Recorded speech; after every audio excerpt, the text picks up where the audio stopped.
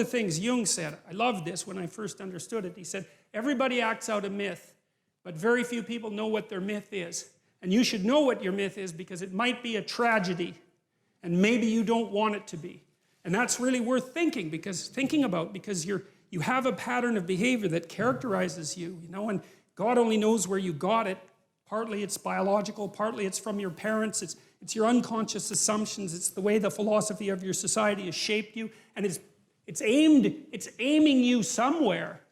Well, is it aiming you somewhere you want to go? That's a good question. That's part of self-realization, you know. We know we don't understand our actions.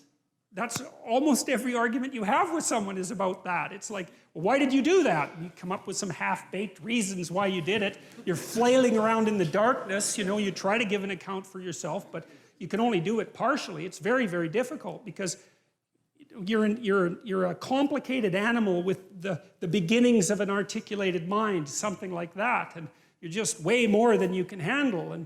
And all right, so you act things out, right? You act things out.